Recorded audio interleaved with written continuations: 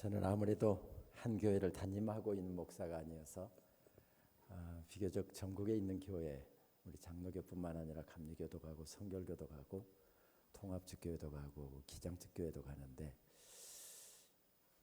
종종 감 떨어지지 말라고 이렇게 집회 인도할 기회를 주시는 하나님의 은혜 참 감사하면서 감당하고 있는데요.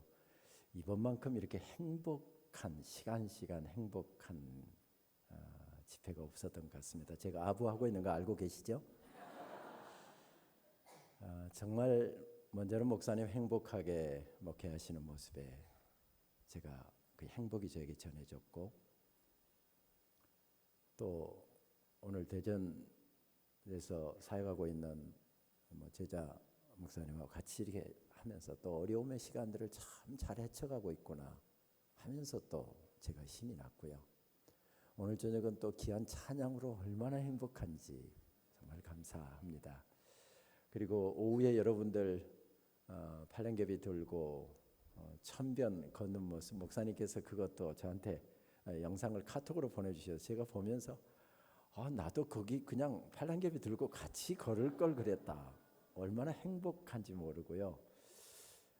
빨간 옷을 입으신 장로님부터 시작해서 울긋불긋 얼마나 여러분들의 모습이 조금 죄송합니다만 얼마나 예쁜지, 오늘 저녁에는 그래서 그렇게 인사를 한번 했으면 좋겠습니다. 옆에 장로님이 앉아 계시는지 집사님이 앉아 계시는지 권사님이 앉아 계시는지 확인하시고요.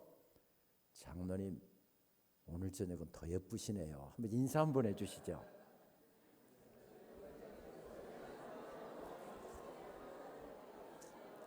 여러분들 표정 보니까 참 오랜만에 들어본 이야기다 하는 표정을 짓는 분도 계시고요. 어쩔 줄 몰라 하시는 분도 계시는데, 여기 젊은 사람들은 이런 인사 들으면요 그렇게 바로 답을 한답니다. 저도 알아요.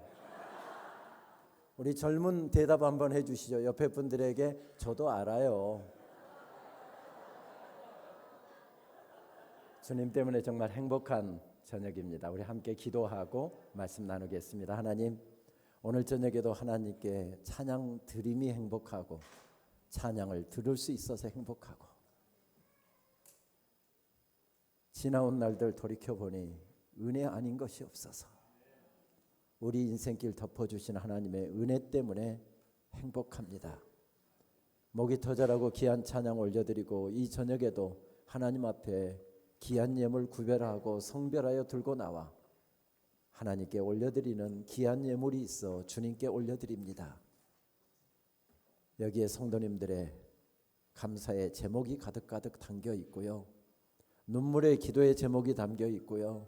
주님을 향한 아름다운 사랑의 고백들이 가득가득 담겨 있는 귀한 예물들입니다. 주님, 받으시기에 합당하신 주님, 귀한 예물 받으시옵소서. 이 물질 얻기 위하여 아침 일찍부터 저녁 늦게까지 얼마나 허덕이면서 달렸을지 모르는데 허리 한번 펴지 못하고 그렇게 고생해서 얻은 예물인데, 다 써도 부족하기만 한 시대에 하나님의 은혜 떠올리며 감사의 제목 담아서 하나님께 올려드립니다. 하나님, 이 땅 살아가는 동안 우리 성도님들의 가정에 일터에 하늘의 복으로 덧입혀 주시고 주님 잘 좀 해주세요. 그래서 더 깊이 감사하고 더 행복하게 주님 때문에 주님 섬겨가는 믿음의 삶으로 이어질 수 있도록 인도해 주시옵소서. 말씀 앞으로 나아갑니다. 하나님께서 베풀어 주신 은혜 가슴 깊이 생각하며, 하나님 함께 말씀 듣고 나서는 하나님 감사합니다. 내 깊은 폐부에서부터 영혼 깊은 곳에서부터 올려나오는 감사가 넘쳐나는 저녁 되게 하여 주옵소서. 예수님의 이름으로 감사하며 기도하옵나이다. 아멘. 언젠가 이런 글을 읽은 적이 있습니다. 조금 길게 느껴지기는 하지만 제가 그냥 그 글을 한번 읽도록 하겠습니다. 야간 작업을 마치고 늦게 집으로 가는 길이었습니다. 집이 인천 계양구여서 집으로 가는 88번 버스를 탔지요. 배가 고파서 차가 빨리 가기를 바라며 버스를 탔는데 뒤에 오던 81번 버스와 앞지르기 경쟁을 하는 것이었습니다. 그러다가 마침 신호등 앞에 두 버스가 나란히 서게 되었는데 88번과 81번 아저씨가 동시에 문을 열고 피 튀기는 말싸움에 돌입하더군요. 결국 열을 잔뜩 받은 우리 88번 아저씨가 81번 내게로 쫓아 올라가는 것을 보았습니다. 우리는 그 모습을 보면서 은근히 우리 88번이 이기기를 응원을 했지요. 그런데 신호등이 바뀌자 81번이 88번을 태운 채로 출발을 해버리는 것이었습니다. 그 순간 88번 버스에 탔던 우리들은 멍해졌습니다. 기사가 없는 버스에서 찬바람만 휑하게 불어오더군요. 아저씨가 이제 오나 저제 오나 기다리고 있는데 100m 전방 유엔묘지 커브 도는 데서 뛰어오는 기사 아저씨가 보였습니다. 불쌍해 보이더군요. 얼굴이 벌게 가지고 돌아와서는 연신 고개를 조아리며 승객들에게 사과를 했습니다. 승객 여러분, 정말 죄송합니다. 정말 죄송합니다. 그리고 버스가 출발을 했지요. 주먹으로 연신 땀을 훔치면서 운전하는 88번을 보면서 우리는 속으로 생각했지요. 참 불쌍하다. 우리 88번은 그렇게 81번에게 패하고 말았습니다. 그런데 그게 끝이 아니었습니다. 달리고 있는 우리 88번 버스 뒤로 경찰 순찰차가 쫓아오는 것이었습니다. 경찰 순찰차는 스피커로 계속해서 우렁차게 말했습니다. 88번, 차를 빨리 갓길로 대세요. 그래도 못 들은 척하고 조금 더 운전을 해가자 신경질적인 스피커 소리가 계속해서 쫓아왔습니다. 할 수 없이 경찰의 지시에 따르는 88번 아저씨, 우리는 속으로 생각했지요. 아까는 81번한테 깨지더니 이번에는 또 경찰한테 깨지는구나. 그런데 88번 버스에 올라온 경찰 아저씨가 그렇게 말하는 것이었습니다. 88번, 빨리 81번 차 키 주세요. 그렇습니다. 우리 88번 아저씨는 81번에게 쫓아 올라가서 차 키를 뽑아들고 도망온 것이었습니다. 400~500m를 태우고 달리던 81번이 분명 이긴 것 같았습니다. 그런데 오도 가도 못하게 된 81번, 결국은 우리 88번이 이겼습니다.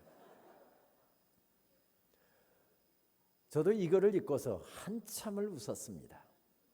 귀여운 싸움이잖아요. 웃음을 자아내게 하는 싸움입니다. 이런 싸움 좀 싸웠다고 해서 가정 거들나지 않고요. 이런 싸움 좀 했다고 해서 교회 거들나지 않습니다. 이런 싸움 좀 했다고 해서 나라 망하지 않습니다. 그냥 귀여운 싸움입니다. 그런데 우리가 인생길에서 싸워야 하는 싸움은 이런 녹록한 싸움만 있는 것은 결코 아닙니다. 우리 직장만 가더라도요. 아침 일찍부터 저녁 늦게까지, 아니 나이 45살만 넘어가면 언제 쫓겨날지 모르는 불안한 가운데서 그렇게 생명을 걸고 싸워야 하는 싸움의 현장이 직장이고 일터이지요. 그런 싸움만이 있습니까? 내가 잘못하지 않았는데도요, 내가 실수하지 않았는데도요, 억울하게 당하는 일과도 싸워야 되고, 분노와 내 마음속에 일어나는 도무지 이해할 수 없는 일에 대한 좌절감과도 싸워야 합니다. 그것만 있습니까? 우리 그리스도인들에게는 또 다른 싸움이 있지요. 적어도 세상 사람들과 다른 방식으로 살고 다른 길을 걸어가면서 하나님 기뻐하시는 말씀대로 싸워야 하는, 싸우면서 이겨나가야 하는 영적인 싸움도 있지요. 오늘 사무엘하 7장 말씀을 보게 되면 다윗은 그날 왕궁에 있었습니다. 그러나 적어도 그가 왕궁에 있기 바로 전까지 그는 싸움터에 있었습니다. 치열한 전쟁터에 있었지요. 우리가 잘 알고 있는 대로 사무엘상 17장 말씀에서 골리앗과의 싸움으로부터 시작해서 그는 수없이 이어지는 전쟁터에서 살아야 했습니다. 목숨을 걸고 싸워야 했지요. 나라를 지키기 위해서, 부모 형제를 지키기 위해서 목숨을 걸고 그렇게 달리고 또 달리면서 싸워야 했던 그런 싸움이었습니다. 그런데 하나님께서 은혜를 베풀어 주셔서 가는 곳마다 이기게 하셨습니다. 승리케 하셨습니다. 그래서 그는 젊은 날에 출세도 했고요. 20살 조금 넘어서 약간의 나이에 지금으로 이야기하면 국방부 장관이나 참모총장급에 해당되는 군대 장관까지 되었습니다. 그리고 왕의 사위도 되었지요. 승승장구했습니다. 많은 사람들이 부러워했습니다. 나도 다윗처럼, 아니 우리 아들도 다윗처럼, 우리 딸도 다윗처럼 저렇게 승승장구하는 인생이 되었으면 좋겠다. 모든 사람의 부러움을 샀습니다. 그런데 인생이 그렇게 단순하지만은 않지요. 그것으로 끝이었습니까? 아니었습니다.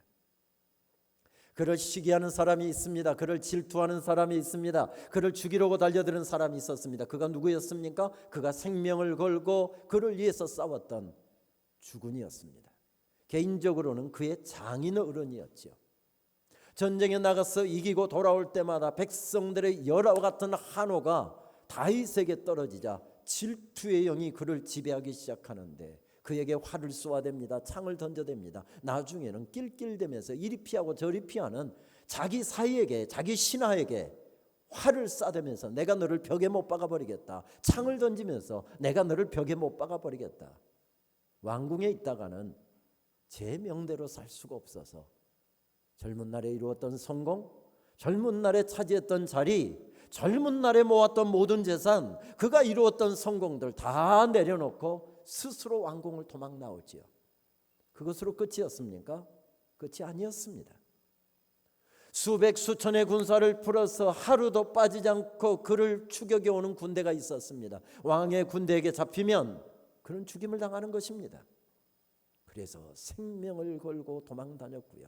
하루 저녁도 발 편히 뻗고 잠을 이룰 수 없었던, 빵 없는 아침에, 불 없는 아침에 그는 하나님 앞에 탄식하며 눈물로 기도했습니다. 하나님, 내가 무엇을 잘못했습니까? 내가 한 번이라도 왕위를 넘나보았습니까? 내가 하나님 앞에 얼마나 진실하게 그 내 왕을 섬겼고 어떻게 나라를 위해서 헌신했는지 주님이 더 잘 아실 거 아닙니까? 그런데 어찌하여 내 인생은 이렇게 힘들게 펼쳐집니까? 그의 눈물의 기도와 탄식의 기도가 하나님께 올려지고 있지요. 그래서 다윗이 서 있는 자리를 성경이 묘사하는 말씀을 읽어보게 되면 그가 마온에 서 있으면 마온강이야, 십에 서 있으면 십광야, 바란에 서 있으면 바란강이야, 엔게디에 서 있으면 항상 엔게디 광야, 그렇게 이야기합니다. 광야가 어떤 곳입니까? 물 한 모금 마실 곳이 없는 것이어서 인생길을 걸어가기가, 삶을 이어가기가 너무 힘든 자리가 바로 그것이었습니다. 그런데 그 힘든 삶의 자리에 나를 죽이려고 쫓아다니는 배신자들의 음흉한 음모가 도사리고 있는 것이고요, 번뜩이는 칼이 나를 추격해 오는 자리가 바로 어디였습니까? 광야였습니다. 광야였습니다. 생명을 이어갈 수 있는 아무것도 없는 자리, 바로 그런 자리가 광야였습니다. 그래서 성경에서 인생길을 표현할 때마다 가장 대표적으로 사용되는 은유, 메타포가 바로 광야, 윌더니스라고 하는 메타포이지요.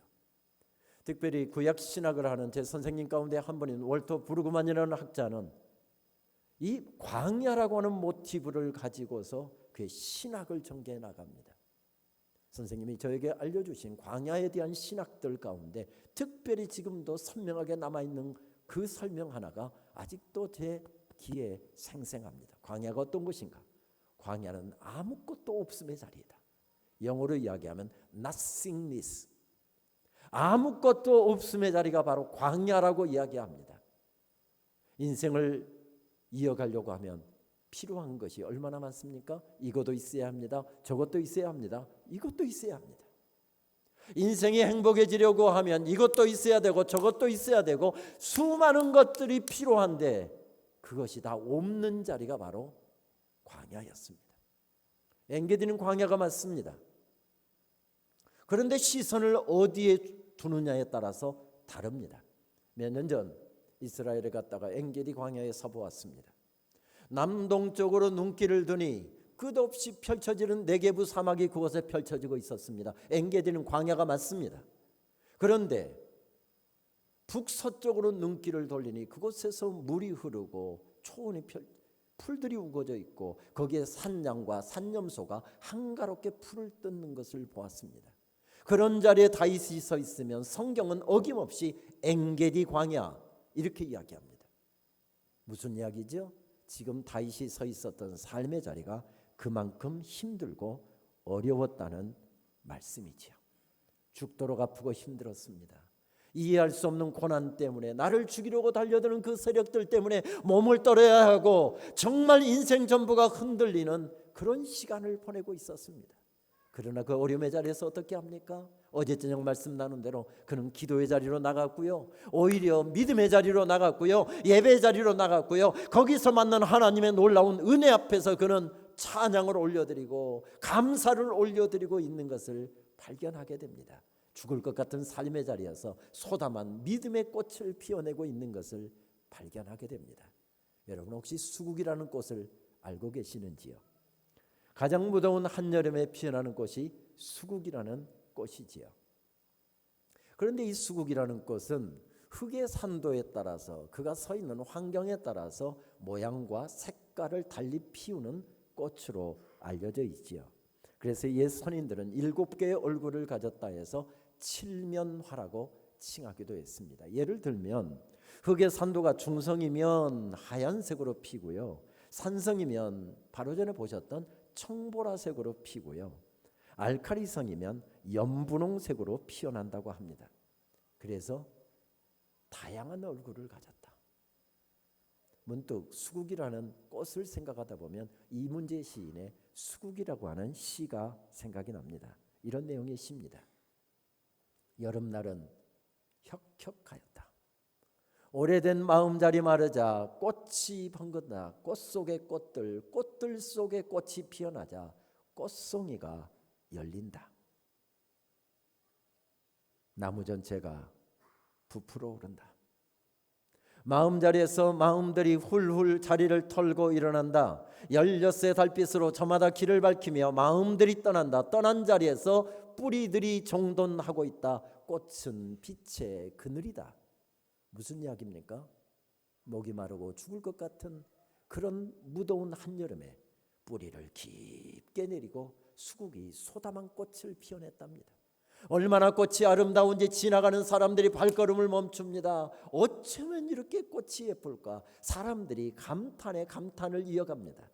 자랑스러웠습니다. 내가 이룬 성공이 자랑스러웠고, 내가 다니고 있는 학교가 자랑스러웠고, 내가 이룬 업적이 자랑스러웠고, 내가 키운 자녀들이 자랑스러웠습니다. 그런데 그렇게 죽을 힘을 다해서 아름답게 소담하게 피웠던 꽃이 16세 달빛이 지나가자, 다시 말씀드리면 보름이라고 하는 시간이 지나가자 꽃이 떨어지더라는 겁니다. 무슨 시간이죠? 실망할 수 있는 자리입니다. 원망할 수 있는 자리입니다. 한숨이 터져 나올 수 있는 자리입니다. 그런데 수국은 거기에서 실망하지 않고 한숨 쉬지 않고 원망하지 않고 오히려 믿음의 뿌리를 다시 깊게 내리면서 다시 소담한 믿음의 꽃을 피워낼 준비를 하고 있더랍니다. 저는 다윗에 관계된 말씀을 읽다 보면 다윗은 참 수국과 같은 사람이다. 탄식할 수 있는 자리에서 탄식하지 않습니다. 오히려 하나님의 은혜를 생각하고 하나님의 돌보시는 놀라운 손길을 깨달으면서 오히려 그것에서 놀라운 찬양을 들려주고 있습니다. 원망이 터져 나오는 자리에서 좌절할 수밖에 없는 그런 삶의 고난의 자리에서 그런 놀라운 믿음의 꽃을 피워내고 있습니다.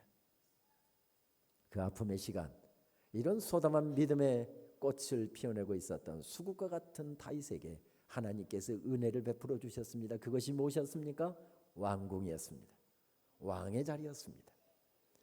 아시는 대로 다윗은 왕의 혈통에서 태어난 사람이 아니기 때문에 그는 결코 왕이 될 수 없는 사람이었습니다. 그런데 이스라엘의 목동이었던 그를 세우셔서 하나님 친히 다스리시는 이스라엘 나라의 2대 왕이 되게 하셨습니다. 하나님께서 그를 왕으로 세워주시면서 더불어 또 복을 주시지요. 성읍도 견고하게 세워주셨습니다. 사울이 미쳐서 나라를 다스리는 일에 관심을 기울이지 않았을 때 나라가 남과 북으로 두 동강이 났지요. 그런데 남과 북으로 갈라졌던 그 나라도 하나가 되게 해주셨습니다. 백향목 왕궁도 세워주셨고요, 가정도 견고하게 세워주셨습니다. 외국과의 온갖 교역도 견고하게 세워주셨습니다. 블레셋과의 전쟁도 끝나게 해주셨습니다. 그 축복의 자리, 그 은혜의 자리에 그가 지금 서 있는 것입니다. 그 은혜의 자리에서 그는 지금 무엇을 생각하고 있습니까? 오늘 말씀을 묵상하다 보면 하나님의 은혜를 생각하고 있습니다. 배고프고 서럽던 시간, 억울함과 분노와 원망과 한숨으로 얼룩졌던 시간, 아프고 힘들었습니다. 고통스러웠습니다. 그런데 가만히 돌이켜보니 하나님께서 여기까지 인도해 주셨고, 우리 장로님 기도하신 것처럼 나 혼자서는 헤쳐나갈 수 없는 그 어려운 시간 나를 안고 가셨고, 나를 업고 가셨고, 나를 앞서 가셔서 그 모든 길들을 이기게 하시는 힘을 주신 분이 바로 하나님이셨습니다. 이때에 그의 고백과 비슷한 고백을 우리는 시편 116편에서 찾게 됩니다. 여호와께서 내게 주신 은혜를 무엇으로 다 보답할까? 그렇습니다. 거기에서 하나님의 은혜를 생각하고 있습니다. 돌이켜보니 살아온 순간순간이 은혜 아닌 것이 없습니다. 하나님의 은혜가 아니었다고 한다면 결단코 여기까지 이를 수가 없었을 텐데, 하나님께서 은혜로 세우셨고 은혜로 덮으셨기에 내가 여기에 서 있는 것을 발견하면서 그는 뭐라고 고백합니까? 여호와께서 내게 주신 은혜를 무엇으로 다 보답할까? 다윗의 고향 베들레헴에서 그가 서 있는 예루살렘까지의 거리는 불과 10km밖에 되지 않는 거리입니다. 몇 년 전 제가 예루살렘에 갔다가 버스를 타고 베들레헴에 내려가는데 불과 10km밖에 되지 않으니까 버스 타고 잠깐인 것 같은데 5분 7분밖에 안 지났는데 벌써 베들레헴에 이른 것을 보았습니다. 그가 태어난 베들레헴에서 장정이 느린 걸음으로 걸어도 2시간이면 넉넉히 이룰 수 있는 가까운 거리인데, 예루살렘 지금 그가 서 있는 왕궁에 이르기까지 몇 년이 걸렸습니까? 40년이 걸렸습니다. 그만큼 인생길이 험했다는 이야기죠. 그만큼 어려웠다는 이야기죠. 그만큼 고통의 시간이 많았다는 그런 말씀이지요. 하나님의 특별한 은혜가 아니라고 한다면 그는 결코 그 자리에 설 수 없는 사람이었습니다. 그런데 하나님께서 그를 그곳에 우뚝 세워주셨습니다. 왕궁을 거닐면서 그가 찬양했다고 한다면 무슨 찬양을 했을까요? 혹시 이런 찬양 하지 않았을까요? 내 평생 살아온 길 뒤돌아보니 짧은 내 인생길 오직 주의 은혜라.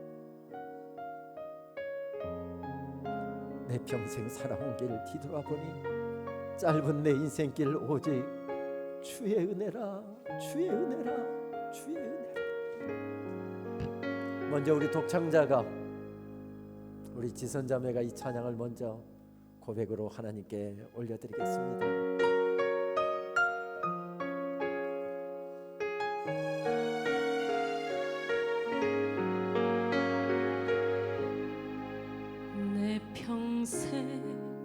살아온 길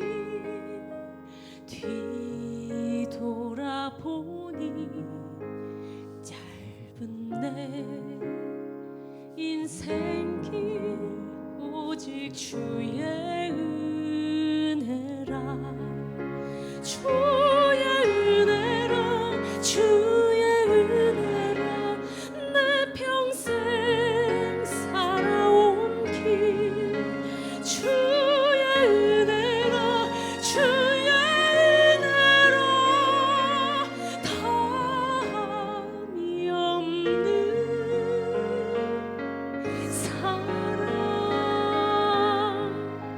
달려갈 길 모두 마친 후 주 얼굴 볼 때 나는 공로 저녁도 다 오직 주의 은혜라. 우리 다 함께 고백하실까요? 지금까지 지내온 건, 지금까지 지내온 것 주의 크신 은혜라.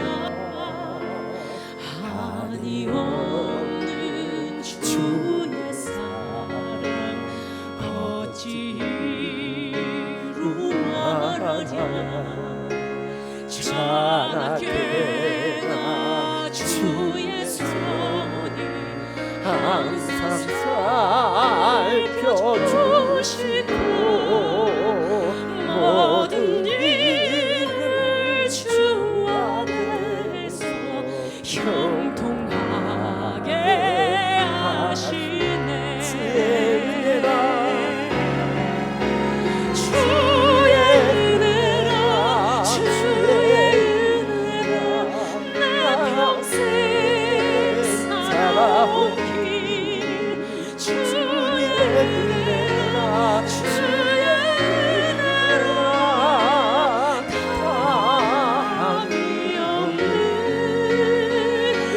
사랑 주의 은혜라 주의 은혜라 내 평생 살아오길 주의 은혜라 주의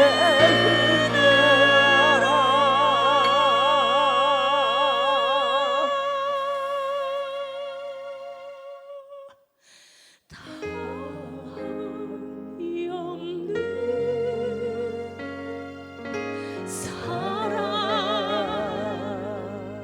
달려갈 길 모두 마친 후 주 얼굴 볼 때 나는 공로 전혀 없도다 오직 주의 은혜라 나는 공로 전혀 없도다 오직 주의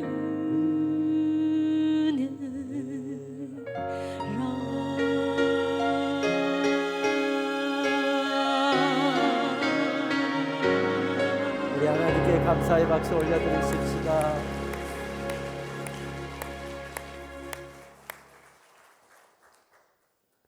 그렇습니다. 축복의 자리에 서서 보니까, 하나님 세워주신 은혜의 자리에 서서 보니까 돌이켜보니 은혜 아닌 것이 없었습니다. 그래서 그는 무엇을 고백하고 있습니까? 왕이신 나의 하나님, 내가 주를 높이고 영원히 주의 이름을 송축하리이다. 시편 116편 12절에서는 하나님의 은혜를 생각하다가 여호와께서 내게 주신 은혜를 무엇으로 다 보답할고 고백하더니 시편 145편 1절에서는 왕이신 나의 하나님, 내가 주를 높이고 영원히 주의 이름을 송축하리이다. 이것은 우리가 21세기에 드리는 고백과 다윗이 서 있었던 그 당시에 드렸던 고백과는 질적으로 달랐습니다. 왜요? 왕권 시대에는 왕이 둘이면 안 되는 시대였습니다. 아버지가 몸이 편찮으셔서 왕위를 나에게 물려주셨습니다. 굉장히 이중한 질병이었는데 다행스럽게 아버지의 왕이었던 아버지가 나에게 왕위를 물려주고 투병하다가 건강이 회복되었습니다. 그리고 나서 왕이 물려주고 나서 쓸쓸하니까 다시 왕위를 빼앗으려고 아버지가 하면 아버지도 제거했던 시대가 왕권 시대였습니다. 내가 나이 들어서 세상 떠나게 되면 내 왕위를 이어갈 사람, 흔히 세자라고 그러잖아요. 세자를 세웠습니다. 세자 책봉식도 했습니다. 그런데 이 녀석이 어두운 밤이면 늙은 신하들 만나러 다니고 그러면서 음모를 꾸민다는 소식이 속속들이 내게 들려옵니다. 그러면 아들도 죽였던 시대가 왕권 시대였습니다. 말씀드렸던 것은 다윗은 왕통에서 태어났지 않았기 때문에 왕이 된 다음에 제일 먼저 그가 해야 될 일은 왕권을 견고하게 세우는 일이었습니다. 그런데 하나님의 은혜를 생각하다가 뭐라고 고백합니까? 내가 왕이 아니라 하나님이 왕이시라. 내가 잘나서, 내가 똑똑해서, 내가 머리가 좋아서, 내가 좋은 학교 나와서, 내가 열심히 일해서 이만큼 내가 살고 있는 것이 아니라 하나님께서 여기까지 인도해 주셨고 하나님께서 도와주셔서 내가 이 자리에 서 있습니다. 이 고백을 하나님 앞에 올려드리는 게 왕이신 나의 하나님, 이 고백입니다. 이 고백입니다. 조선시대의 한 왕이 백성들이 사는 모습을 살펴보고 민심도 살피기 위해서 변복을 하고서 평민 복장을 하고서 영의정 한 사람을 동반한 다음에 민정시찰에 나섰답니다.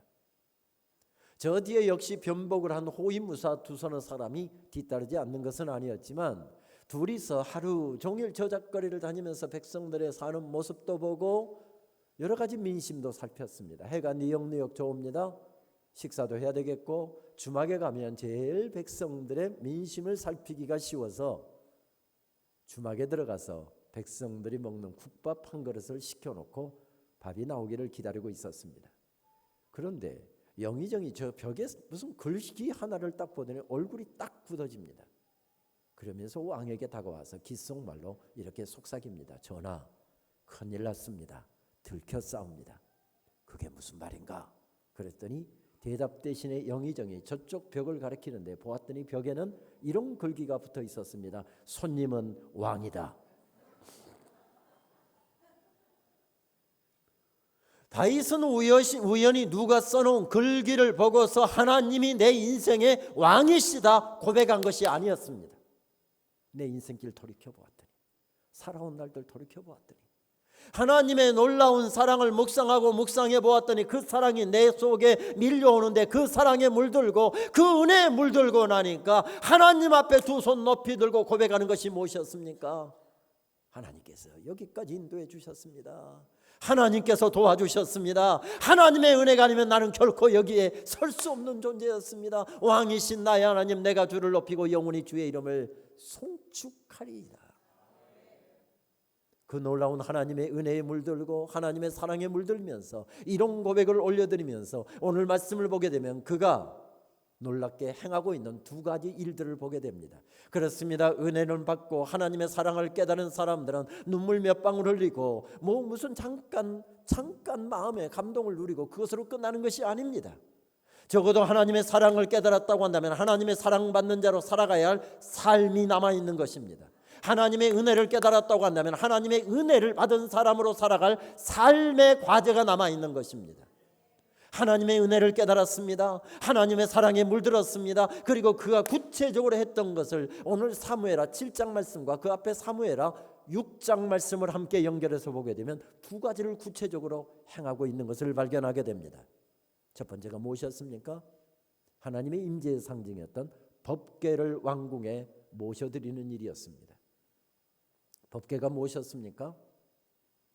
험한 인생길을 걸어가고 있는 이스라엘 백성들, 답답한 광야길을 걸어가고 있는 이스라엘 백성들에게 내가 너희와 함께 가고 있다. 내가 너희들을 인도하고 있다. 내가 너희들을 도와줄 것이다. 너희들에게 내가 말하고 있다. 내 말에 붙들려서 하나님의 말씀에 붙들려서 이겨나가게 되면 아무리 힘든 광야길이라도 결국에는 너희들이 승리하게 될 것이다. 하나님의 임재의 상징으로 주셨던 것이 법궤였습니다. 법궤 안에 뭐가 들어있었습니까? 하나님께서 말씀하신다는 뜻을 담긴 하나님의 십계명 돌판이 들어있었습니다. 거기에 만나 항아리가 들어있었습니다. 무슨 뜻이었죠? 하나님께서 너희를 먹이실 것이다. 아론의 쌍난 지팡이가 들어있었습니다. 무슨 뜻이죠? 하나님께서 너희들을 다스리고 계신다, 인도하고 계신다, 그런 뜻이었습니다. 이스라엘 백성들은 그들의 삶의 중심에 항상 법궤를 이치시켰죠. 그러다가 그들의 힘으로 뛰어넘을 수 없는 인생의 장벽이 부딪혀오게 되면, 인생의 어려운 난제가 부딪혀오게 되면 하나님의 명령을 따라서, 말씀을 따라서 어떻게 합니까? 법궤를 제일 앞세우면서 나갔습니다. 그들이 건널 수 없는 범람하는 요단강 앞에서도 그렇고, 그들이 뛰어넘을 수 없는 여리고성 앞에서도 그들은 법궤를 앞세우면서 달려나갔습니다. 그랬을 때 어떤 역사가 일어납니까? 하나님께서 일하시고 하나님께서 도우시는 놀라운 역사가 구체적으로 가시적으로 그곳에서 나타났습니다. 이렇게 하나님의 은혜로 가나안 땅에 이른 이스라엘 백성들, 하나님께서 허락해 주시는 바로 그 은혜의 자리에 세움받은 이스라엘 백성들, 잘 먹고 잘 살게 되고 평화롭게 살게 되면서 그들은 하나님의 임재를 구하지 않습니다. 하나님의 법궤를 찾지도 않습니다. 그래서 법궤가 어느 창고에 처박혀 있는지 관심도 없습니다. 우여곡절 끝에 블레셋에게 뺏겼던 법궤를 다시 찾아오잖아요. 그리고 다윗은 그가 왕이 된 다음에 제일 먼저 모셔들었던 것이 무엇이었습니까? 법궤였습니다.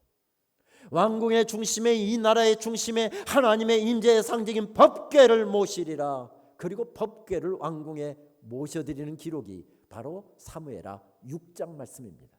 그런데 놀라운 것은 사무엘하 6장 1절 말씀을 보게 되면 그 법궤를 왕궁에 모셔드리는 국가적인 행사를 행하면서, 여러분 바로 전에 화면에서 보셨지만 법궤는 장정 4사람이 메고 옮기도록 되어 있습니다. 4사람이 메면 그렇게 무겁지도 않은 작은 상자였습니다. 그런데 이 작은 상자 하나를 어느 창고에 처박혀 있는 그 법궤를 왕궁에 모셔드리면서 장정을 몇 명을 동원했는가 하면 장정 3만의 군대를 동원했답니다. 왜 이렇게 많은 군대를 동원했을까요? 가만히 그 당시에 병력을 환산해서 비교를 해보면 3만의 군대는 전방에서 경계를 서는 병사들을 빼고 나머지 모든 병사를 다 동원령을 내려서 지금 그들을 법궤를 모셔드린 현장에 세운 것입니다. 상상력을 동원해서 그때 광경을 그려보면 이곳에서 지금 저곳에 있는 예루살렘 왕궁까지 법궤가 이르는 연변에다가 3만의 군대를 어쩌면 길 양쪽에 2열 총대로 대열을 그곳에 세웠을지도 모릅니다. 그 사이사이로 구경 나온 백성들이 거기에 서 있습니다. 네 사람의 장정들이 법궤를 메고 어쩌면 앞에서 호위하는 병사 몇 명 섰겠죠. 그리고 왕이 뒤따르는데 성경의 기록에 의하면 다윗이 춤을 추며 찬양하며 올라갔다. 오늘 여러분들이 우리 귀한 찬양팀과 함께 불렀던 영광 영광 할렐루야 찬양했던 것처럼 덩실덩실 춤을 추면서 찬양하면서 그 법궤가 왕궁으로 들어왔답니다. 왜 3만의 군대를 동원했을까요? 다윗은 그렇게 외치고 있었던 것이죠. 내가 세상을 떠나도 이 나라를 이끌어갈 사람, 우리가 세상을 떠난다 할지라도 교회를 세워나가고 교회를 짊어지고 나갈 우리 젊은이들에게 그렇게 외치고 있었던 것이지요. 구경 나온 백성들에게 구경 나온 백성들에게 외치고 있었던 것이죠. 뭐라고요? 하나님의 임재가 떠나면 우리는 망한다. 하나님의 임재가 떠난 나라, 하나님의 임재가 떠난 교회, 하나님의 임재가 떠난 가정, 하나님의 임재가 떠난 인생 망한다. 하나님의 임재는 생명을 걸고 지켜내야 된다. 그 고백을 나도 하고 있었고 우리 청년들에게도 외치고 있었던 것이죠. 그렇게 법궤가 왕궁에 들어왔습니다. 그리고 법궤를 모실 오늘 7장 말씀해 보게 되면 성전 짓는 일을 준비하고 있습니다. 그때까지 이스라엘 백성들은 정해진 예배 초소가 없었습니다. 그래서 아무 데서나 아무렇게나 예배를 드리다 보니까 예배가 변질되고 제대로 드리지도 않다 보니까 예배가 죽으니까 온 나라가 우상 숭배가 성행하게 됐고 바알에게로 달려갔고 아세라에게로 달려가게 되었습니다.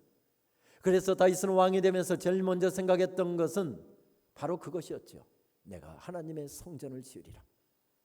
그리고 주일이면 주님의 백성들이 그 성전에 함께 모여서 하나님 앞에 영광스러운 찬양과 경배를 올려드리고 예배를 올려드리고 주신 말씀으로 텅 빈 가슴을 채우고 삶의 자리로 나가서 하나님의 백성답게 살아갈 결단을 하게 되는 바로 그 거룩한 초소를 내가 준비하리라. 그리고서 오랫동안 성전 지을 준비를 합니다. 그리고 거의 모든 준비가 다 마무리되었을 때 오늘 말씀에 보게 되면 그의 영적인 멘토였던 선지자 나단을 불렀답니다. 그리고 그 계획을 처음으로 이야기하자 나단 선지자가 얼마나 기뻐하던지요. 노 선지자가 얼마나 기뻐하는지 그 기뻐하는 모습을 보고 그 이야기를 들으면서도 자기도 같이 행복해졌습니다. 전하, 어떻게 그렇게 귀한 생각을 다 하셨습니까? 정말 하나님께서 기뻐하시겠습니다. 우리 그 일은 내일 당장 책임자를 세워서 다 준비가 됐다니 당장 내일 공사를 시작하십시다. 어쩌면 그런 기뻐하는 노 선지자의 이야기를 듣고 다윗은 그날 흥분이 돼서 밤잠을 이루지 못했을지도 모릅니다. 어쩌면 나단 선지자는 그 거룩한 사역을 위해서 밤을 새워가면서 기도했을지 모르겠습니다. 그런데 새벽같이 입궁한 나단 선지자가 하는 이야기를 듣고서 다윗은 실망을 하지 않을 수가 없었습니다. 뭐 때문이었습니까? 지난밤에 하나님 앞에 기도하는데 하나님께서 성전 못 짓는다고 했다는 것입니다. 그 이유가 무엇이었습니까? 성경의 내용들을 종합해 보면 이런 내용이었습니다. 내가 나를 위하여 집을 세우겠느냐? 내가 나를 위하여 집을 세우는 것이 아니라 내가 너를 위하여 집을 세우고 있다. 여기에 세운 왕궁은 내가 세운 것이 아니라 내가 세웠다. 내가 건축을 시작해서 목수와 일꾼을 동원하게 되면 그들은 내가 하고 있는 일에 집중하게 될 것이다. 그리고 내가 하고 있는 일에는 무관심하게 될 것이다. 그러니 내 사랑하는 아들아, 지금은 온 백성들이 내게 집중하게 하여라. 내게 집중하게 하여라. 그것이 바로 거절하신 이유였습니다. 그런데 실망하고 있는 다윗에게 나단 선지자를 통해서 하나님의 말씀은 계속해서 이렇게 들려옵니다. 잊어버려라. 내가 너를 위하여 집을 세워줄 것이다. 집을 세우는 것은 나다. 이 나라를 세우는 것도 나다. 교회를 세우는 것도 나다. 내 가정을 세우는 것도, 내 자녀들을 세우는 것도 나다. 내가 집을 세울 것이다. 지금은 집을 세울 때가 아니라 고백을 세울 때이다. 누가 교회를 세우시는지, 누가 우리 인생을 세우시는지 고백을 세울 때이다. 그 고백이 세워지고 나면 그때 비로소 내가 내 아들 때에 성전을 세울 것이다. 그것이 거절하신 이유였습니다.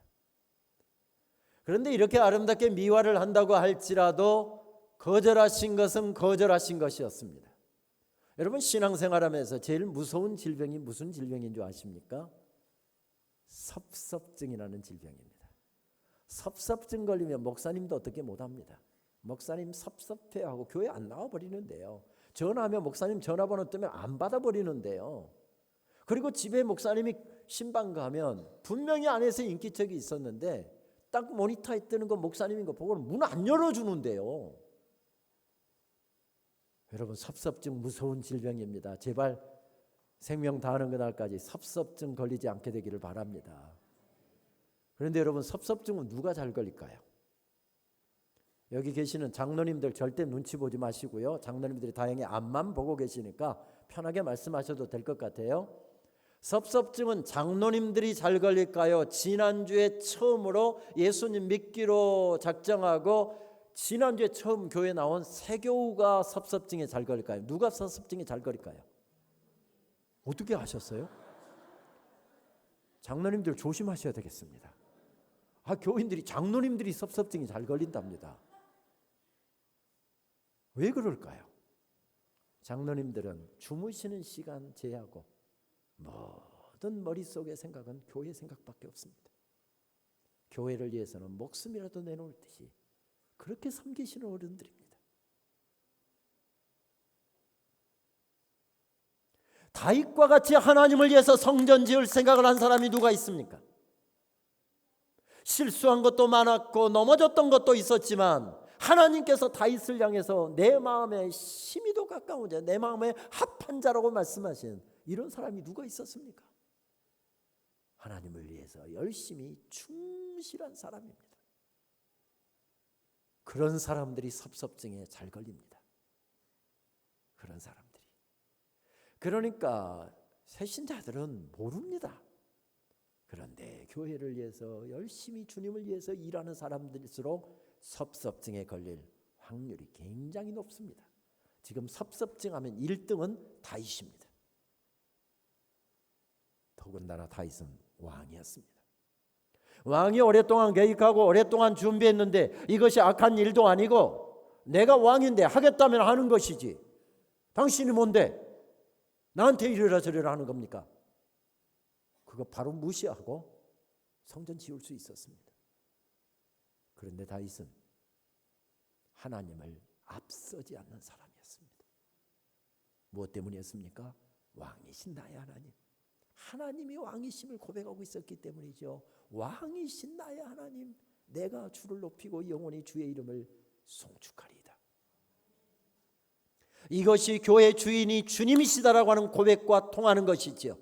교회 주인은 바로 하나님이십니다. 내가 비록 개척을 해서 내가 비록 교회를 성장시켰고 내가 엄청난 교회를 이뤘다 할지라도 그것은 내 교회가 아니라 하나님의 교회입니다. 이 고백이 약해지면 교회는 변질되게 되어 있습니다. 바로 그 내용이죠. 다윗은 그 고백 앞에서 무너지지 않습니다. 흔히 인생은 사위의 기록이라고 이야기하죠. 그 사이를 무엇으로 채우느냐, 그만큼 인생이라는 이야기입니다. 여기 꽃다무리 청년들, 오늘 청년들이 유난히 역할을 많이 했다는데 조금 피곤하지요? 어제 저녁만큼은 설교 길게 안 할 거예요. 여러분들 졸고 있으면 그냥 설교하고 딱 끝낼게요.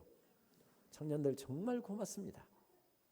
오늘 오후에 가고 싶은 것도 많고 데이트도 해야 되고 알바도 해야 되고 할 일 많을 텐데 우리 청년들이 다 나와서 나는 다 갈 줄 알았는데 여러분 하는 거 포스트에서 이거 하는 거 봤거든요. 아까 영상으로. 이제 청년들 다 갈 줄 알았더니 한 분도 안 가셨군요. 목사님이 아마 눈치를 딱 이렇게 주셨는지 모르긴 하겠는데 우리 청년들은 보세요. 우리 성도님들 보세요. 저 때는 이거 안 찍어 발라도 예쁘고요. 율동하다 좀 틀려도 예쁘고요. 찬양대하다 찬양 좀 화음이 좀 틀려도 예쁘고요. 그냥 무조건 예쁩니다. 왜요? 인생의 가장 좋은 9시에서 10시 사이를 보내고 있는 사람들이기 때문에 그렇습니다. 그런데 나이 30 넘어가면서 결혼을 합니다. 아이를 낳습니다. 그러면 11시에서 12시로 넘어가는 것입니다. 그리고 30대 중반 직장 잡고 열심히 뛰고 뭐 기반 잡기 해서 지금 달리고 있습니다. 12시에서 1시 살고 있는 겁니다. 그러다가 30대 후반이나 40대 초 펄펄 나르고 있습니다. 1시에서 2시 살고 있는 겁니다. 여러분 계속하면 기분 나빠질 텐데 계속 할까요? 내 인생이 지금 어느 사이를 살고 있는지 이야기하지 않아도 알 수 있습니다. 그런데 그 사이를 무엇으로 채우느냐가 인생이라는 겁니다. 결혼한 다음에 직장 잡은 다음에 그때 신앙생활 똑바로 하겠다. 지금 사이를 놓쳐버리면 그만큼 그런 인생이 된다는 겁니다. 그런데 우리는 자꾸 뒤로 미루잖아요. 결혼하고 난 다음에 직장 잡고 난 다음에 집 산 다음에 아이들 키우고 난 다음에 아이들 결혼시키고 난 다음에 은퇴한 다음에 자꾸 뒤로 미루면서 살잖아요. 그게 아니라는 겁니다. 인생은 사이의 기록이라는 것입니다. 여기서 가까운 공주 인근에서 평생 초등학교 교사로 지냈던 나태주 시인, 자세히 보아야 예쁘다, 오래 보아야 사랑스럽다, 풀꽃과 들에 있는 야생화들을 참 사랑했던 그런 풀꽃 시인으로 알려져 있지요. 1963년도에 공주 사범학교를 졸업하고서 공주 인근에 있는 주로 시골 학교를 전전하면서 교사로 살았습니다. 그리고 나중에는 교장으로 승진을 해서 공주의 장기초등학교 교장으로 43년간의 교직 생활을 마치고 은퇴하셨습니다. 그런데 은퇴하기 한두 달 전에 그분이 악성 췌장암에 걸렸습니다. 여러분 암 중에서도 제일 고약한 암이 췌장암이라고 그러잖아요. 고통도 제일 심한 암 중에 하나라고 그러는데 그런데 악성 췌장암에 걸려서 바로 중환자실과 일반 병실을 6개월 동안 오가면서 생과 사의 갈림길에서 이제 죽는 모양이다. 그랬다가 좀 회복되면 일반 병실로 오고 한 달 동안은 입으로 음식을 먹지를 못했답니다. 그리고 15일 동안은 너무 고통이 심하고 진통제도 안 들기 때문에 15일 동안 잠을 한숨도 고통 때문에 못 잤답니다. 그런 남편 살리겠다고 그 시인의 아내가 백방으로 뛰고 있습니다.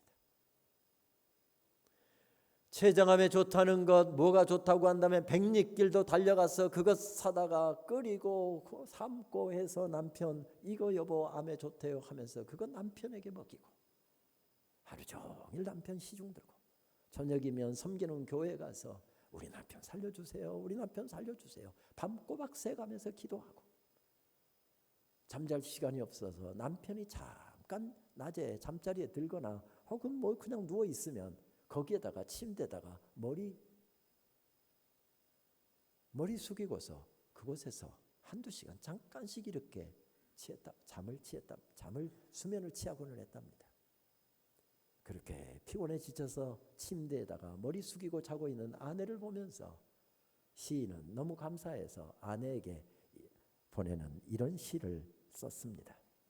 너무 그러지 마시오요 하나님이라고 하는 제목의 시였습니다. 너무 섭섭하게 그러지 마시오요 하나님, 저에게가 아니에요. 저의 아내 되는 여자에게 그렇게 하지 말아달라는 말씀이에요. 이 여자는 젊어서부터 병과 함께 약과 함께 산 여자예요. 세상에 대한 꿈도 없고 그 어떤 사람보다도 죄를 안 만든 여자예요. 신발장에 구두도 많지 않은 여자고요. 한 남자 아내로서 그림자로 살아갔고 두 아이의 엄마로서 울면서 기도하는 능력밖에는 없었던 여자이지요. 자기 이름으로 꽃밭 한 평 채전 바단떼기 가지지 않는 여자예요. 남편 된 사람이 운전조차 할 줄 모르고 쑥맥이라서 언제나 버스만 타고 다닌 여자예요. 너무 그러지 마세요. 가난한 자의 기도를 들어주신 하나님, 저의 아내 되는 사람에게 너무 섭섭하게 하지 마시어요. 원망할 수 있는 자리였습니다. 평생 가난하게 살다가 이제 남편 은퇴하고 나면 남편하고 손잡고 외국 여행도 한번 하고 싶고 지금 맛있는 것도 먹으러 가고 싶고, 그런데 남편이 퇴직 불가 직전에 암으로 죽어가게 되어 있는 남편을 살리겠다고 저렇게 애쓰는 아내의 기도를 하나님 너무 섭섭하게 하지 말고 좀 응답해 달라는 아내를 위한 기도였습니다. 아내가 일어났더니 남편이 예쁜 글씨로 써놓은 시가 머리맡에 놓여 있습니다. 그 시를 읽으면서 나태주 시인의 부인이었던 김성애 권사님이 눈물을 흘립니다. 그리고 그날 저녁 아내는 남편에게 이런 답시를 보냈답니다. 울지 마라 아내여 라고 하는 시집에 보면 너무 고마워요 라고 하는 제목의 이 김성애 권사님, 나태주 시인의 부인인 김성애 권사의 시가 실려 있더군요. 남편의 병상 밑에서 잠을 청하여 사랑의 낮은 자리를 깨우쳐 주신 하나님, 이제는 저희를 다시는 아프게 하지 마시어요. 우리가 모르는 우리의 죄로 한 번의 고통이 더 남아있다면, 그게 피할 수 없는 우리의 것이라면 이제는 제가 병상에 누울게요. 하나님, 저 남자는 젊어서부터 분필과 몽당연필과 함께 산 시골학교 선생이었어요. 시에 대한 꿈 하나만으로 염소와 노을과 풀꽃만 욕심내온 남자예요. 시 외의 것으로는 화를 내지 않는 사람이에요. 책꽂이에 경영이니 주식이니 돈 버는 책은 하나도 없는 남자고요. 제일 아끼는 거라고는 제자가 선물한 만년필과 그간 받은 편지들과 외갓집에 대한 추억뿐이에요. 한 여자 남편으로 토방처럼 배고프게 살아왔고 두 아이 아빠로서 우는 모습 숨기는 능력밖에는 없는 남자예요. 공주 금강의 아름다운 물결과 금악동 뒷산의 푸른 그늘만이 재산인 사람이에요. 운전조차 할 줄 몰라 언제나 버스만 타고 다닌 남자예요. 승용차라도 얻어 탄 날이면 꼭 그 사람 큰 덕 봤다고 먼 산 바라보던 사람이에요. 하나님, 저의 남편 나태주 시인에게 너무 섭섭하게 그러지 마시어요. 좀만 시간을 더 주시면 아름다운 시로 당신 사랑을 꼭 갚을 사람이에요. 원망할 수 있는 시간이잖아요. 그런데 이 부부는 그 사이를 무엇으로 채우고 있습니까? 서로를 향한 사랑으로 채우고 있습니다. 하나님 앞에 기도로 채우고 있습니다. 그래서 그 부부가 아름답습니다. 이렇게 아름다우면 하나님이 좀 더 살려주신 모양입니다. 그래서 그 병상에서 털고 나와서 작은 풀꽃 문학관을 운영하면서 공주에서 지금 살고 있지요. 그렇습니다. 다윗도 그날 경계선에 서 있었습니다. 원망할 것인가, 내 원하는 대로 할 것인가, 내가 계획한 대로 할 것인가, 내가 하고 싶은 것 할 것인가, 아니면 내 고백대로 살 것인가, 왕이신 나의 하나님, 하나님의 말씀 앞에서 굴복하고 순종하면서 살 것인가, 아니면 내가 원하는 대로 살 것인가, 내 기분대로 살 것인가, 하나님의 말씀대로 살 것인가, 내 감정대로 살 것인가, 하나님이 원하시는 대로 살 것인가. 그 경계선에 서 있었습니다. 그런데 그 경계선에서 어떻게 합니까? 넘어지지 않습니다. 무너져 내리지 않습니다. 무엇 때문이었습니까? 하나님의 사랑에 물들었기 때문이고 그 사랑으로 베풀어 주신 하나님의 은혜에 물들었기 때문이지요. 여호와께서 내게 주신 은혜를 무엇으로 다 보답할꼬? 무엇으로 다 보답할꼬? 바로 그런 고백을 하나님 앞에 올려드리고 있는 것을 보게 됩니다. 그렇습니다. 은혜를 받은 사람들은 그냥 살지 않습니다. 은혜 받은 사람들은 아무렇게나 그냥 되는 대로 살 수가 없습니다. 은혜 받은 사람은 은혜 받은 사람으로 살게 되어 있지요.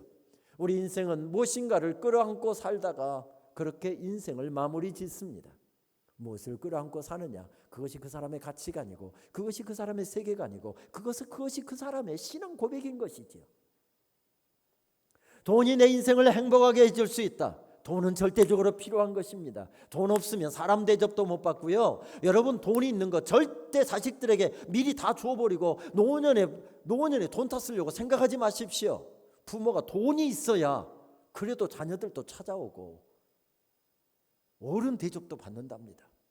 아멘을 안 하시는 거 보니까 이미 다 줘버리신 모양입니다. 자식들 섭섭해하지 마세요. 그런 세상 살고 있습니다. 그러다 보니 돈이 주인인 것 같은 그런 세상을 살고 있습니다. 돈이 있어야 내 인생 행복하다. 그러면 그 사람은 뭔 거죠? 돈이 주인인 사람입니다. 술 한잔 해야 그래도 기분이 나는 것이고 술 한잔하고 나면 세상이 다 내 거다. 그 사람의 주는 누군 거죠? 주인 주자가 아니라 술 주자가 주인인 것이죠. 은혜 받은 사람은 그냥 살지 않습니다. 무엇인가를 끌어안고 사는데 은혜 받은 사람은 아무런 것이나 끌어안고 살지 않습니다. 세상 사람들 끌어안고 사는 거 그것 안고 살지 않습니다. 저는 박노해 시인의 젖은 등산화라고 하는 시를 참 좋아합니다. 젖은 등산화. 이런 내용의 시입니다. 언젠가 어떤 사진 한 장을 보고 얼어붙은 묵상에 잠긴 적이 있었습니다. 등산화를 가슴에 꼭 끌어안고 얼어 죽은 등반대에 처절한 죽음을 기록한 한 장의 사진이었습니다. 산 사람들은 얼음 산정을 향해 오르다 텐트를 치고 잠을 잘 때 젖은 등산화를 가슴에 꼭 품고 잠을 청합니다. 그래야 다음날 아침 뽀송뽀송한 상태로 또 걸을 수 있기 때문입니다. 산 사람 박인식. 얼음산에서 머리카락도 수염도 허옇게 얼어붙은 얼굴로 하나같이 등산화를 가슴에 꼭 끌어안고 나란히 얼어 죽어간 등반대원들의 모습, 장엄한 순교자의 모습으로 다가온 그 현장 보도사진 한 장이 많은 시간이 지난 지금까지도 문득 떠오르곤 합니다. 지금 우리도 저마다 어딘가를 향해 오르고 있고 그 길에서 죽어갑니다. 내일 또 내일 아침이면 우리도 죽어 있을 것입니다. 나 무엇을 가슴에 꼭 끌어안고 죽어 있을 텐가? 무슨 이야기입니까? 얼음산을 오르는 등반대원들 하루 종일 얼음산을 올랐습니다. 그리고 해가 니역니역지자 어느 얼음산정에 어느 계곡에 텐트를 치고서 하루 저녁 수경을 하게 되었습니다. 그런데 하루 종일 눈길을 걷다 보니까 등산화가 다 젖어 있습니다. 오늘 밤에 날씨가 추울 텐데 영하로 뚝 떨어질 텐데 산이어서 굉장히 추울 텐데 등산화가 얼어붙어 버리면 내일 아침 등산하기가 어려운 것입니다. 그래서 등산화를 말리려고 전부 다 가슴에다 등산화를 끌어안고 잠을 청했답니다. 그런데 그 밤에 그냥 눈사태가 나서 그들이 수경하고 있는 텐트를 덮쳐버렸습니다. 그들의 재난 소식을 듣고 고국에서 급하게 구조대가 급파되었습니다. 그러나 벌써 긴 시간이 지났습니다. 눈더미를 헤치고 구조를 했는데 다 죽어 있었습니다. 그런데 죽어 있는 그들의 모습을 보니 전부 다 등산화를 꼭 끌어안고 죽어 있더랍니다. 얼음산을 오르는데 등산화는 필수적인 품목입니다. 등산화 없으면 등산 못합니다. 절대적으로 필요한 것입니다. 그런데 적어도 은혜 받은 사람은 그리스도인들은 생각해야 된다는 것이지요. 등산화가 필요한 것이지만 등산화 끌어안고 살다가 바둥바둥 거리다가 주님 그렇게 만나도 괜찮겠는가? 적어도 은혜 받은 사람은 생각하면서 살아야 한다는 것이죠. 그렇습니다. 은혜 받은 사람은 잘 살아야 합니다. 하나님의 사랑을 힘입고 이날까지 하나님의 자녀가 되어서 살아온 사람들은 아무렇게나 되는 대로 내 기분대로 내 감정대로 사는 존재가 아니라 하나님의 은혜를 생각하고 내가 받은 사랑을 늘 떠올리면서 하나님 기뻐하시는 그것을 가슴에 끌어안고 살아야 잘 산 것이라는 이야기지요. 그렇습니다. 잘 살아야 합니다. 잘 살아야 합니다. 언제가 한국에 오신 초창기에 외국 선교사님이 한 6개월 정도 어학훈련, 한국어 어학훈련을 받았습니다. 6개월 정도 공부하고 났더니 이제 제법 읽고 쓸 수 있게 되었습니다. 그래서 6개월이 지난 다음에 한국에 온 지 처음으로 한국말로 설교를 하게 되었답니다. 물론 원고를 다 써서 그 원고를 읽어 내려가는 스타일로 설교를 했겠죠. 여기에 약간 거친 말이 나오는 것은 우리말에 서투른 외국 선교사님의 표현이라는 것을 꼭 염두에 두시고 이 외국 선교사님의 설교를 들으시면 좋겠습니다. 제가 그 설교를 한번 읽도록 하겠습니다. 친애하는 교우 자매 여러분, 우리는 오늘 송년 예배를 드립니다. 이 밤이 지나면 2년이 가고 새 년이 옵니다. 오는 년을 맞이하면서 새 년과 함께 보낼 몸과 마음의 준비가 필요하듯 간년을 가감하게 정리하여야 할 마음가짐도 중요합니다. 지난 년을 돌이켜보면 여러 가지 꿈과 기대에 미친 년도 있었고, 어떤 년은 실망스럽고 또 어떤 년은 참 재미있었습니다. 새 년은 어떤 년일까 하는 호기심과 기대도 있겠지요. 그러나 가장 중요한 것은 2년 전년 할 것 없이 모두가 하나님이 주신 년이라는 것입니다.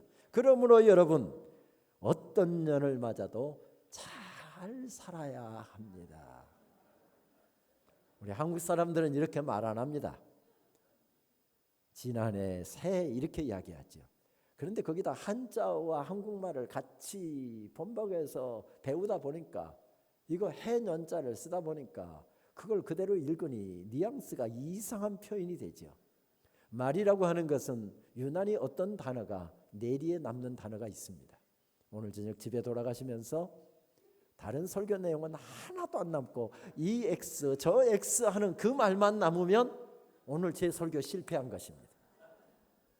뭐가 남아야 되는 거죠? 잘 살아야 합니다. 그것이 남아야 합니다. 잘 살아야 합니다. 잘 살아야 합니다. 왜 그렇습니까? 은혜 받은 사람들이기 때문에 그렇습니다.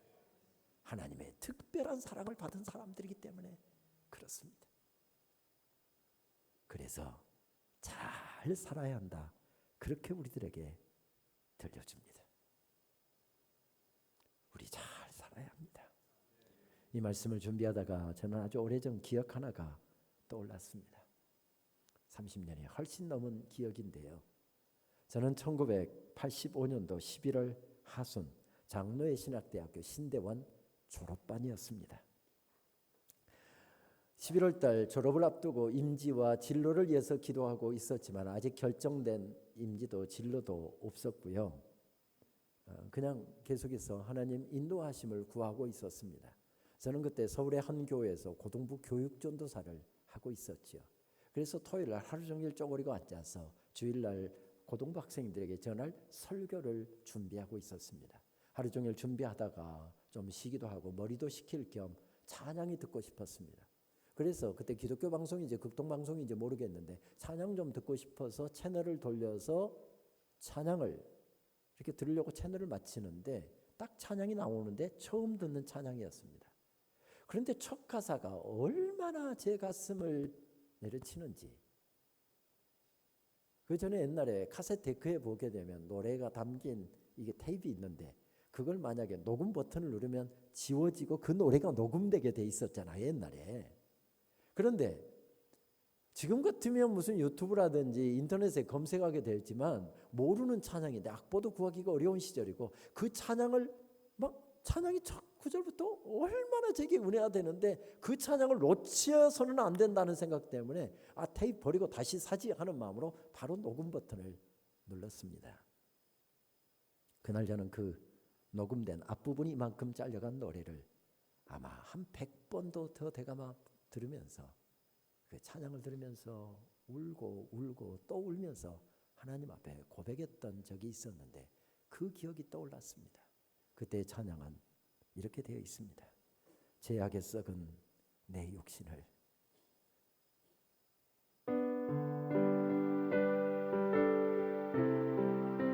주님이 쓰시려 했네. 죽음의 덫에 걸려있는 몸 주님이 쓰시려 했네. 속지 않은 손 치유하시고 속지 않은 발 치유하셨네. 새 생명 얻은 이 몸 다 바쳐 주님께 영광 돌리리. 먹물로 칠한 내 육신을 주님이 희게 하셨네. 십자가 보혈 증거하라고 주님이 살리셨네. 기도할 때 음성 주시고 찬송할 때 기쁨 주시네. 내 작은 입이 내 작은 몸이 주님의 붙들린 자라. 평생 갚아도 빚진 자 되어 주님의 빚진 자 되어 주님 가신 길 택하였건만 눈물만 솟구치네. 생명 주시니 주님이시라, 능력 주시니 주님이시라. 말씀 전하여 복음 전하여 주님의 빚을 갚으리. 우리 같이 한번 3절 찬양 올려드리고 말씀 이어갈까요? 평생 갚아도 빚진 자 되어 주님의 빚진 자 되어 주님 가신 길 택하였건만 눈물만 솟구치네. 생명 주신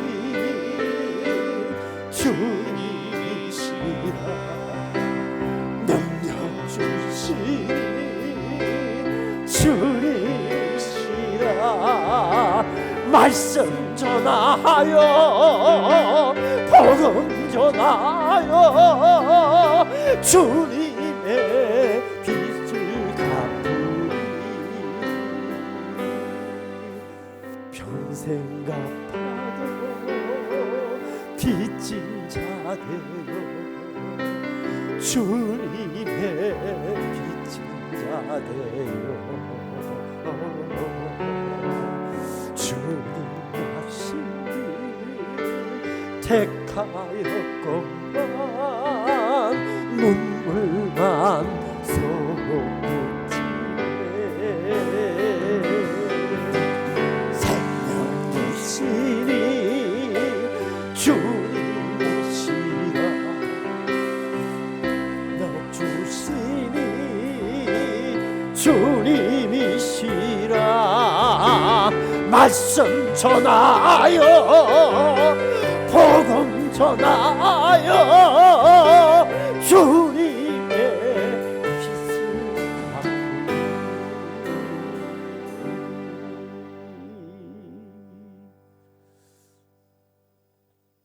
저는 그때 결혼 1년차 가난한 실학생이었습니다.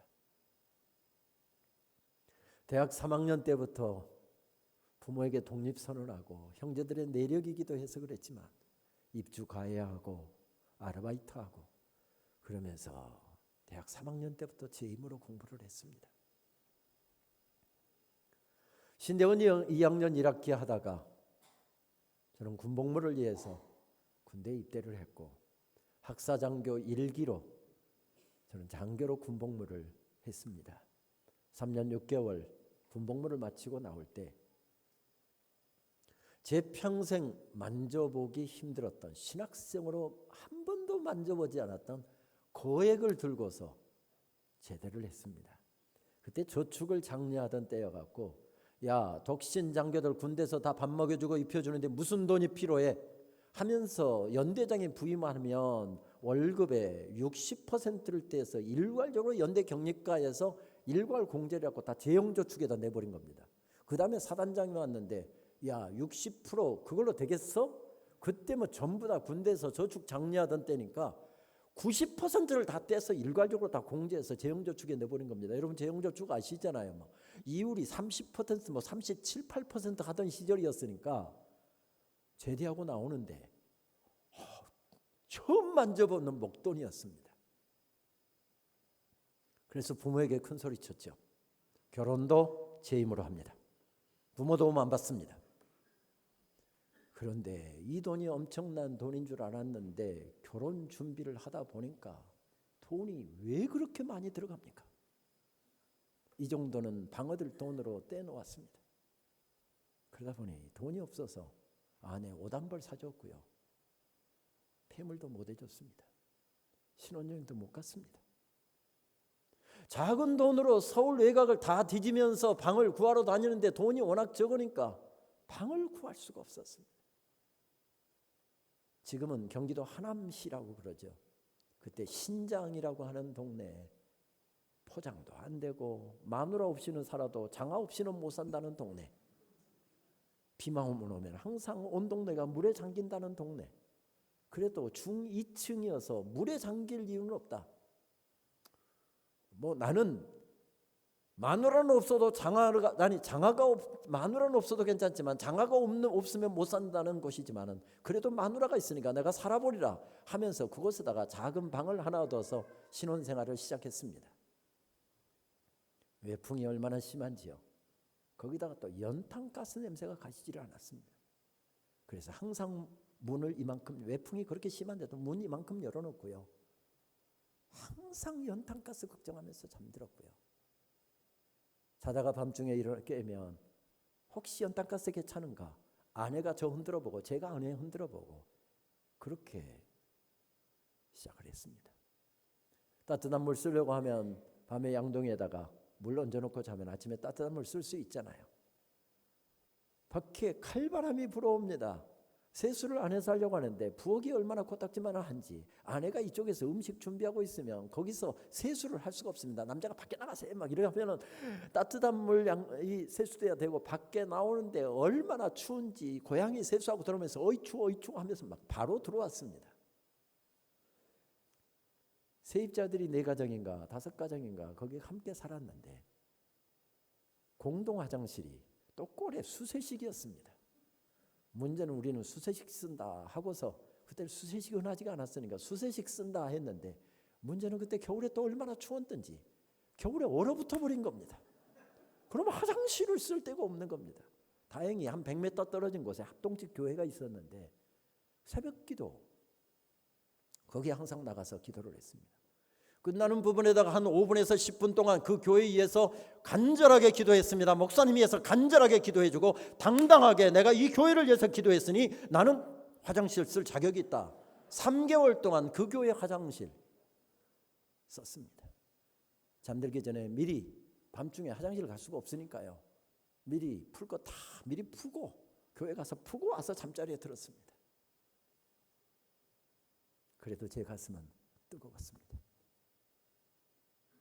정말 그때는 얼마나 가슴이 뜨거웠든지 주님 가라시면 어디든지 갈 수 있을 것 같았고요.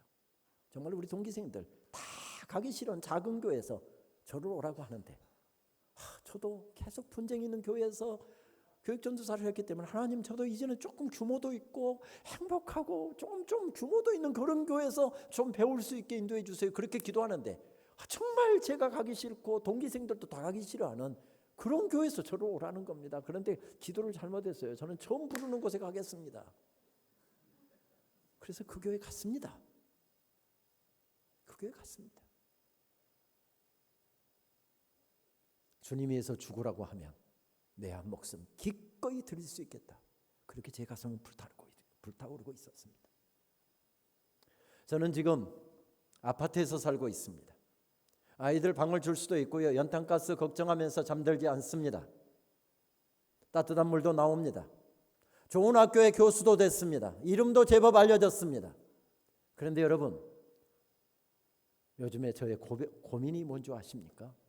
가난하고 배고프고 서럽고 아무것도 앞길이 보이지 않던 그 캄캄하던 시절에는 제 가슴이 불타오르고 있었는데 지금도 하나님 앞에 몸부림치고 있지만 그때보다 못하면 못했지 더하지 않다는 게 저의 고민입니다.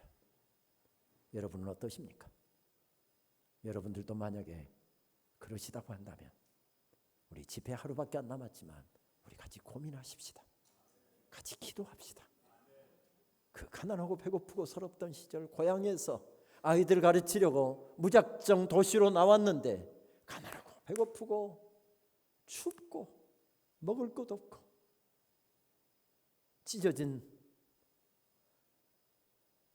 문 창호지 사이로 달빛 들어오는데 그 달 바라보면서 고향이 생각나서 두고 온 어머니가 생각나서 눈물 지으면서 그렇게 우리의 삶을 시작했다.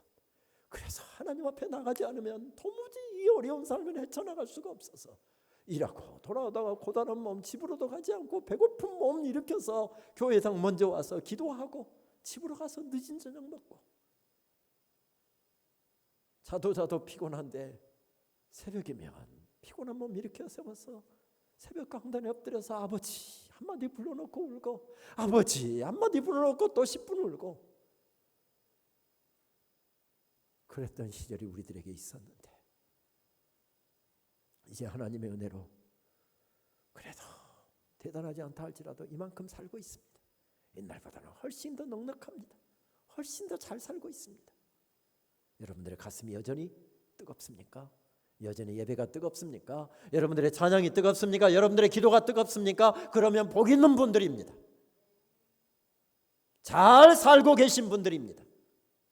그런데 그렇지 않다고 한다면 우리 주님 앞에서 함께 고민하십시다.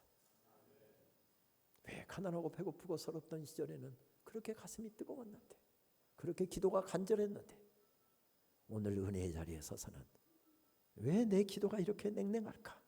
왜 이렇게 내 예배가 냉랭할까? 여호와께서 내게 주신 은혜를 무엇으로 다 보답할까? 우리 이 고백으로 남은 인생길을 걸어가십시다. 2012년도 가을학기 학교에서 제게 한 학기 연구학기를 주어서 저는 미국 콜롬비아 신학대학원에서 한 학기를 교환교수로 지냈습니다.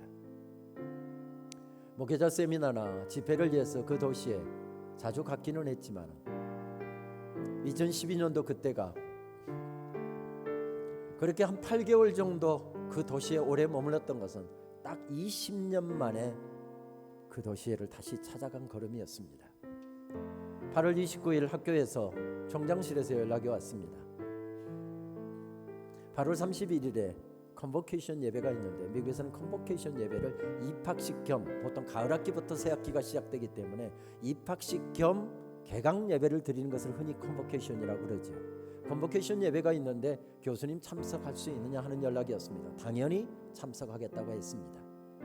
그리고서 예배가 있는 날 좀 기도 좀 하고 싶어서 1시간 먼저 캠퍼스에 도착을 했습니다. 담임 목회하다가 대학원 지도교수의 강권에 못 이겨서 무작정 빈손 들다시피 하고 그 학교에 20년 전에 딱 유학 갔더랬습니다. 영어도 잘 못하고 머리도 좋지 않고 누가 도와주는 사람도 없고 가진 것도 없는데 내가 과연 한 7, 8년을 계속 달려야 되는 긴 여정을 내가 끝까지 달릴 수 있을까? 앞날이 불안했고요. 내가 과연 이 공부를 끝까지 감당할 수 있을까? 얼마나 입학 예배를 컨보케이션 예배를 드리는데 마음이 불안하든지 저 뒷자리에 앉아서 하나님 앞에 눈물로 기도하면서 하나님 도와주십시오. 하나님 도와주십시오. 하나님 좀 도와주십시오. 그러면서 예배를 드렸던 그 예배당 바로 뒷자리에서 1시간 먼저 도착해서 기도하는데 얼마나 마음에 감사가 밀려오던지요. 예배 시간이 가까우니까 학생들 들어오는 소리가 들렸습니다. 직원들이 오더군요. 총장실의 비서실의 직원이 저를 딱 보더니 교수님 자리는 여기가 아닙니다. 교수님 자리가 예비되어 있으니까 그리 인도하겠습니다. 저 따라오십시오 하고서 저를 안내해 가는데 제일 앞자리에 교수석에 보니까 한 자리에 익스체인지 프로페서 닥터 은용킴 하면서 제 교환교수 김은영 박사라고 딱 해서 명패가 거기 딱 붙어 있는 것입니다. 여기가 교수님 자리입니다. 저는 그날 예배 드리면서 20년 전에 저 뒷자리에서 더듬거리는 영어로 공부를 끝까지 감당할 수 있을까 불안해하면서 예배를 드렸는데 20년 후에 교수석의 자리로 제 자리를 옮겨 놓으신 것을 보고 얼마나 그 예배 때 감사해서 울었는지 모릅니다. 한 학기 그 학교에서 있는 동안 캠퍼스를 누비면서 공부했던 그 방에 들어가 보면서 저를 가르쳐 주셨던 선생님들을 만나면서 저는 그의 가을 내내 이 찬양에 사로잡혀 살았습니다. 내가 지금까지 지내온 것은 주의 은혜라 주의 은혜라 지금까지 지내온 것은 내가 이 자리에 서 있는 것은 주의 은혜라 주의 은혜라 이 자리에 서 있는 것은 주의 은혜라 주의 은혜라 이 자리에 서 있는 것은 우리 찬양을 같이 우리 고백으로 바꾸어서 올려드릴 수 있을까요? 내가 지금까지 지내온 것은 주의 은혜라 주의 은혜라 지금까지 지내온 것은 내가 하나님의 자녀된 것은 내 자녀된 것은 주의 은혜라 주의 은혜라 하나님의 자녀된 것은 주의 은혜라 주의 은혜라 주의 은혜라 하나님의 자녀된 것은 주의 은혜라 주의 은혜라 하나님의 자녀된 것은 우리 다 함께 일어나시겠습니다. 내가 이 자리에 서 있는 것은 자리에 서 있는 것은 주의 은혜라 주의 은혜라 주의 은혜라 이 자리에 서 있는 것은 내가 이 자리에 서 있는 것은 내가 이 자리에 서 있는 것은 주의 은혜라 주의 은혜라 이 자리에 서 있는 것은 두 손을 높이 드시고 주의 은혜라 주의 은혜라 주의 은혜라 이 자리에 서 있는 것은 주의 은혜라 주의 은혜라 이 자리에 서 있는 것은 주의 은혜라 주의 은혜라 주의 은혜라 이 자리에 서 있는 것은 주의 은혜라 주의 은혜라 이 자리에 서 있는 것은 한 번만 더 고백하실까요? 주의 은혜라 주의 은혜라 주의 은혜라 이 자리에 서 있는 것은 주의 은혜라 주의 은혜라 이 자리에 서 있는 것은 하나님 그렇습니다. 내가 이 자리에 서 있는 것이 하나님의 은혜로 서 있습니다. 지금까지 지내온 것이 하나님의 은혜로 여기까지 이룰 수 있었습니다. 하나님 감사합니다. 하나님 감사합니다. 내 남은 인생길 몇 년이든지 간에 주여 이 고백으로 살게 하여 주옵소서. 여호와께서 내게 주신 은혜를 무엇으로 다 감사할까? 무엇으로 다 보답할까? 무엇으로 다 찬양할까? 왕이신 나의 하나님, 내가 주를 높이고 영원히 주의 이름을 송축하리이다. 주여, 이번 성의 마지막 날이 남아 있는데 내 심령 깊은 곳에서 감사가 회복되게 하여 주옵소서. 찬양이 회복되게 하여 주옵소서. 눈물이 회복되게 하여 주옵소서. 주의 사랑에 대한 감격이 회복되게 하여 주옵소서. 결단이 회복되게 하여 주옵소서. 주를 향한 열정이 회복되게 하여 주옵소서. 이 시간 우리의 통성으로 합심해서 함께 기도하도록 하겠습니다. 아버지 하나님 감사합니다.